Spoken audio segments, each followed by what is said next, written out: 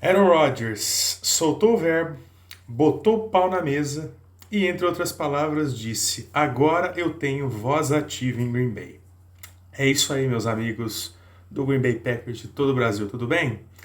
Vamos repercutir um pouquinho essa entrevista bombástica de Aaron Rodgers que o mundo parou para acompanhar na tarde de ontem, né, após a reapresentação, após o primeiro dia de training camp em Green Bay. A gente esperava que ele fizesse algumas colocações importantes sobre esses últimos 6 meses de off-season, mas realmente nos surpreendemos com o conteúdo, né, dessa entrevista. Foi bem profundo, ele abordou diversos temas que até então a gente nem imaginava que ele pudesse mencionar, talvez dar algumas respostas mais evasivas, como foi tônica durante todos esses meses, mas não, ele realmente foi bem a fundo e não deixou margem para dúvidas, né? Foi bem claro em suas respostas, então a gente vai reproduzir mais ou menos o que ele disse e o que fez, né, com que ele pudesse voltar a Green Bay.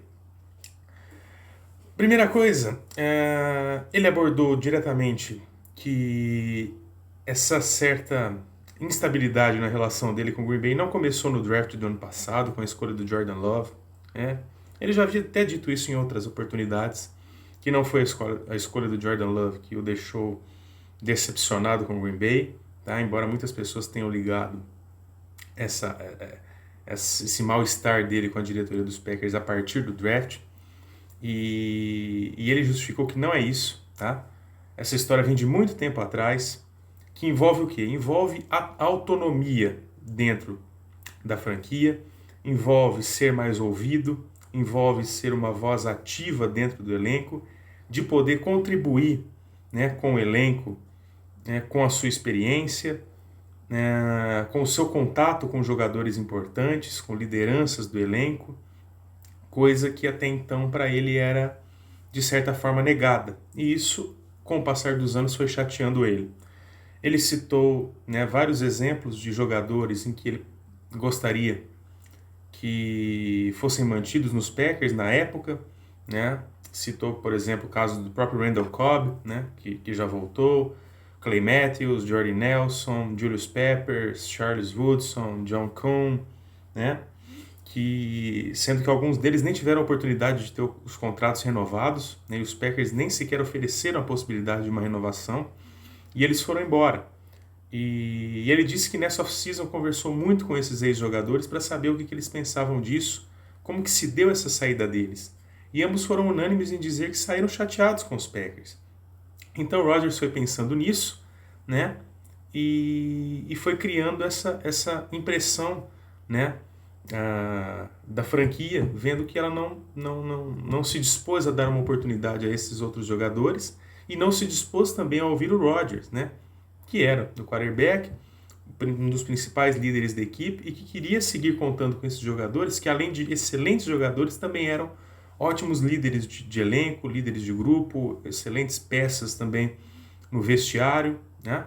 Então, esse ambiente foi ficando aos poucos mais pesado por conta dessas decisões, né, quase que unilaterais tomadas pela diretoria dos Packers sem ouvir Aaron Rodgers. E o Rodgers queria ser mais ouvido, queria ter mais autonomia.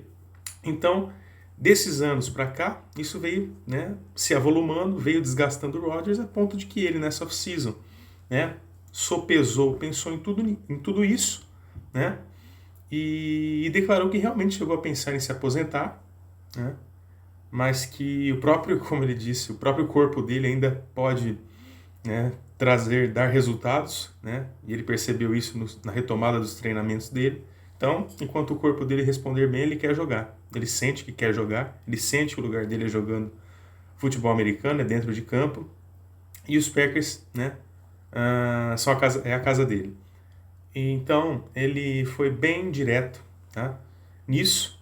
Disse que em relação ao contrato foi procurado, né, logo após o final da temporada passada para renovar, mas ele expôs toda essa situação, né, de insatisfação, de falta de autonomia para a diretoria, e aí a conversa parou por aí, né, foi retomada só em maio, o que também, né, no entendimento dele foi uma certa desvalorização em relação a ele, que foi o MVP da última temporada, a forma como o Green Bay tratava essa situação de renovação, como se ele fosse carta fora do baralho, como se ele não interessasse mais a Green Bay.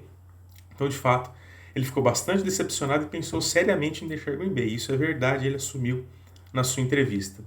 Mas parece, né, que nas últimas semanas, como ele mesmo disse, algumas coisas mudaram, né? As conversas foram mais ou menos indo no mesmo sentido, né? Uma certa convergência de interesses, a ponto que Green Bay certamente deve ter garantido ao Rodgers uma maior autonomia, uma maior capacidade de intervenção no elenco, em gestão de elenco, em negociações, a ponto que convenceu o Rodgers a voltar para jogar pelo menos essa temporada. Então, para resumir a história, é assim, né? Se Green Bay não tivesse, né, dado um pouco o braço a torcer, o Rodgers certamente não voltaria, tá?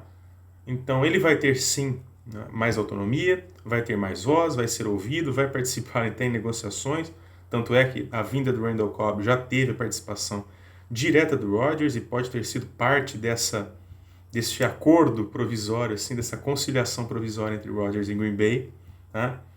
Assim como ele mesmo disse, a relação dele com o Brian Gutekunst, que é o General Manager, talvez agora só de direito e não de fato, né? Diz que é extremamente profissional, ou seja, realmente é uma relação bastante abalada, bastante, né, prejudicada por essas histórias já de alguns anos, tá?